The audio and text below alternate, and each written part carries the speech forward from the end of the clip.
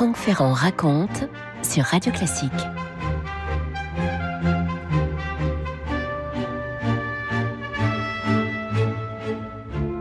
Nous sommes à Caluire et Cuire, précisément dans la banlieue lyonnaise, le lundi 21 juin 1943.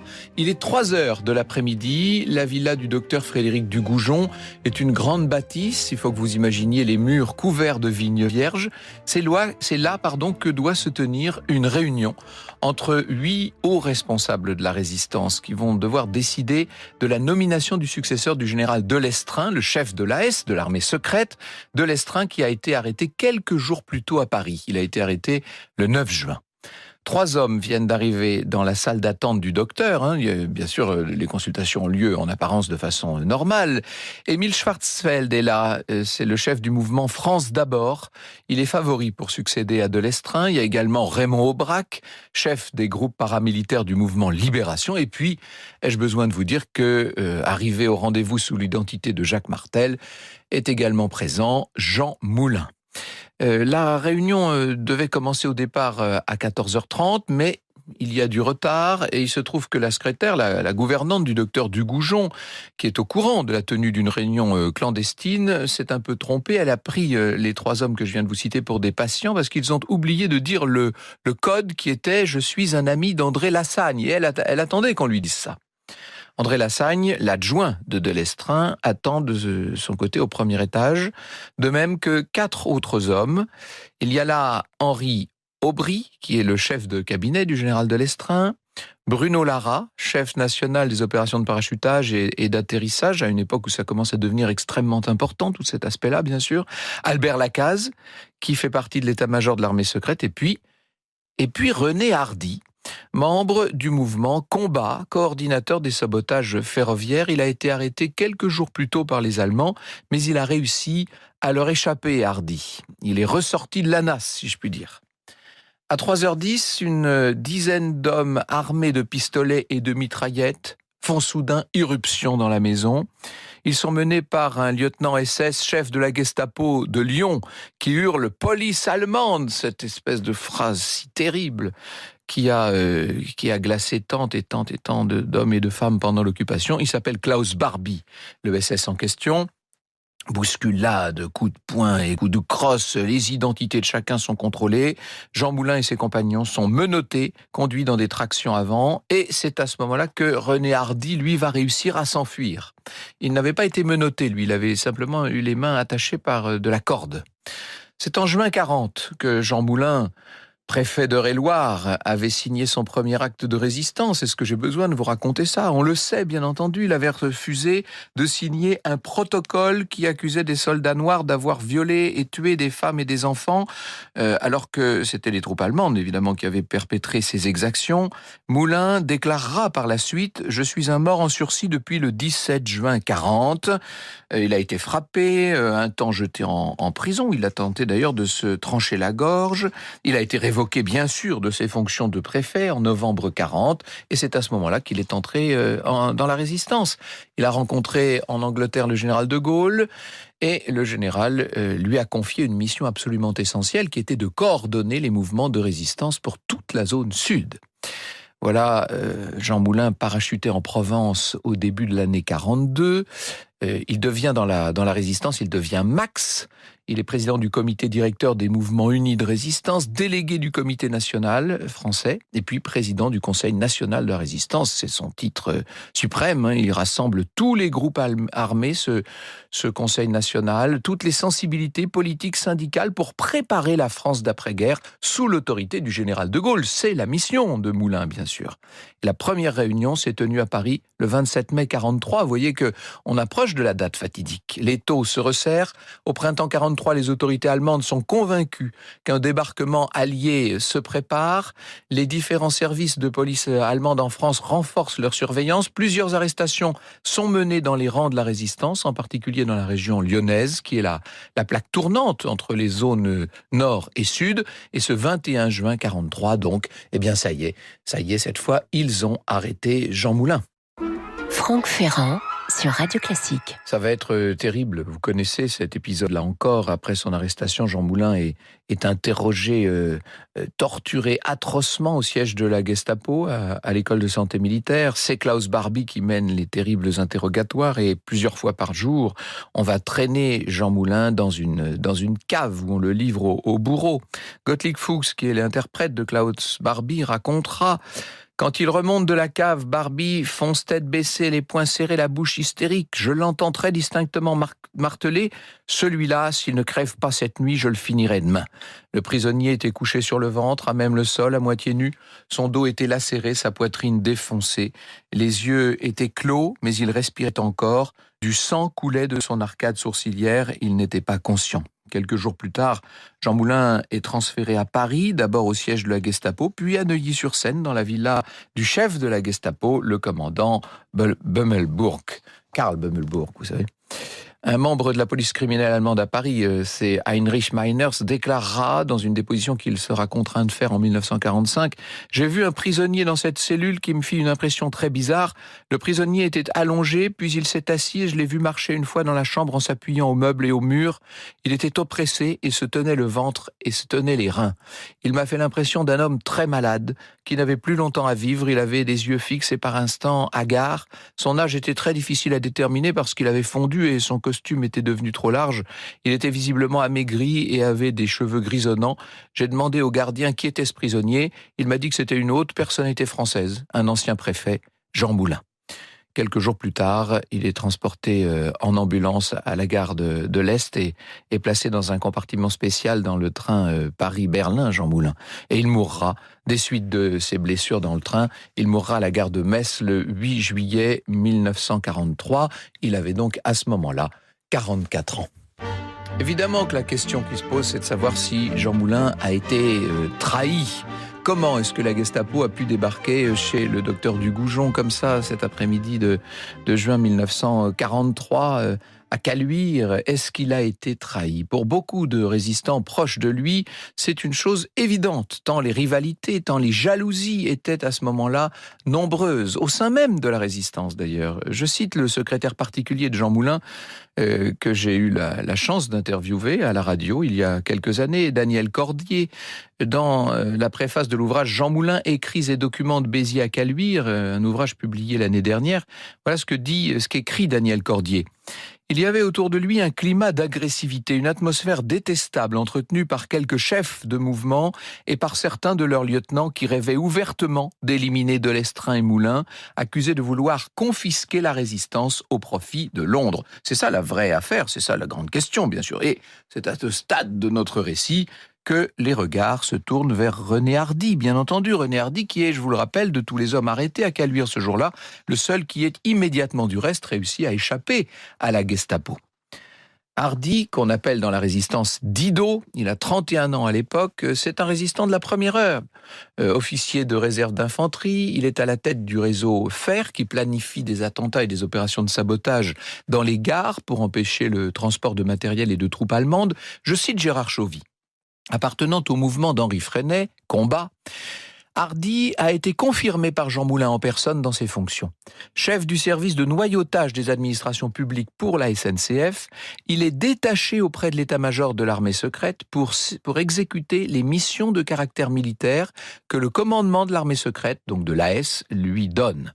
Responsable du plan vert, qui est un plan de sabotage des voies ferrées par la résistance, à appliquer lors du débarquement allié prévu sur les côtes françaises, Hardy est considéré par tous comme un homme efficace et compétent. Il est arrêté le 7 juin 1943 dans le train Lyon-Paris, arrêté par 2 agents de l'Abwehr, donc des services de renseignement militaire allemands. Hardy a été livré à la Gestapo à la gare de Chalon-sur-Saône et il s'est retrouvé là entre les griffes de Klaus Barbie. Il devait rencontrer 2 jours plus tard le général Delestrin, qui était le chef de l'armée secrète, à la station de métro La Muette à Paris. Alors que Delestrin est arrêté le 9 juin, Hardy est interrogé par Klaus Barbie. Le chef de la Gestapo est partisan de passer un accord politique avec son prisonnier, nous dit Philippe Aziz, afin que celui-ci, en échange de sa liberté, l'aide à remonter la filière jusqu'à Jean Moulin. Le 21 juin 43, Hardy va accompagner Henri Aubry, donc le chef de cabinet de Delestraint, vous savez, il va accompagner Aubry à Caluire pour défendre les intérêts du mouvement Combat auprès de Jean Moulin, mais il n'était pas invité, il n'était pas prévu. Si je puis dire, il s'est invité à cette réunion.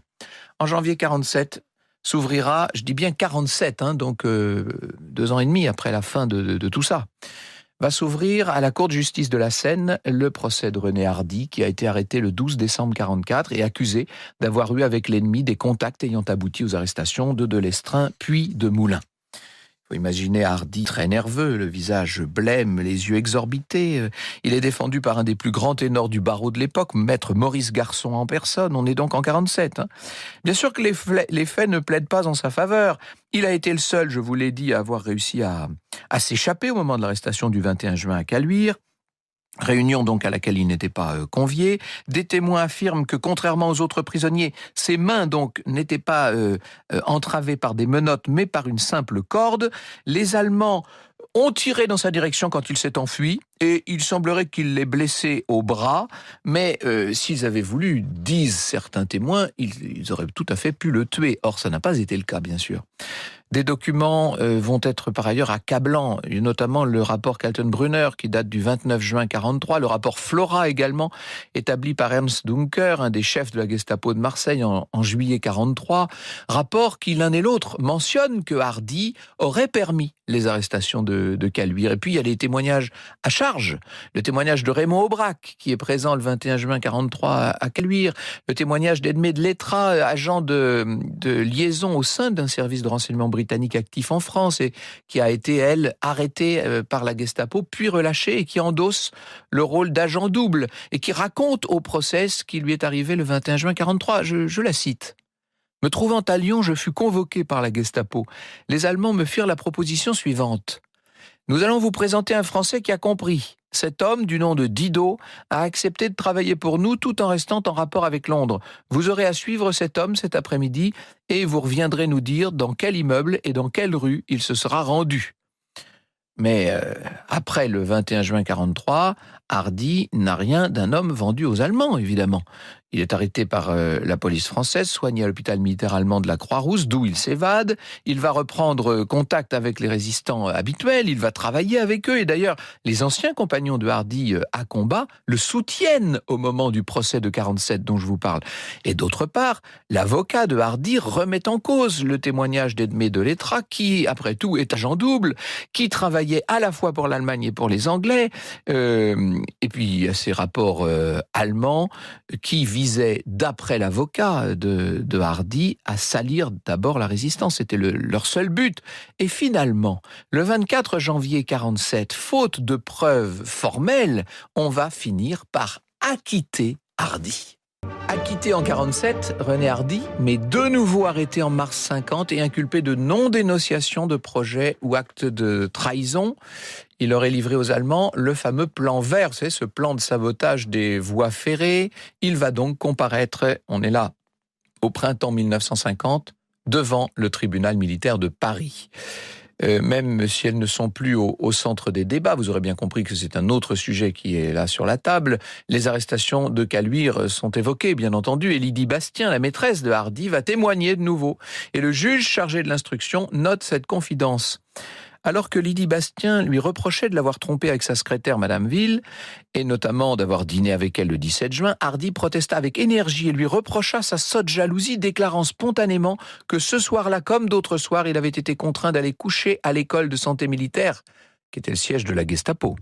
Il lui rappela un autre fait le lendemain où il avait dû la quitter place Bellecour rapidement à 21h alors qu'elle était venue le raccompagner après une visite de Hardy au domicile de ses parents, ayant cru qu'il s'agissait d'une feinte lui permettant de rejoindre donc Marcelleville, rue d'Anguin, sa maîtresse. Elle insista, raconte le président de la Chambre.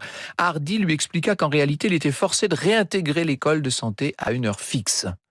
Autre preuve que Hardy travaillait donc pour Barbie, était en tout cas sous le contrôle direct de la Gestapo, c'est cette rencontre du 20 juin 43 sur le pont Morand à Lyon entre Hardy et le chef d'état-major de l'armée secrète Henri Aubry, la veille donc de la réunion de Caluire. Il se trouve que Madeleine Raisin, qui était la secrétaire d'Aubry, est présente et lors du procès, elle va déclarer « Je devais remettre des fonds.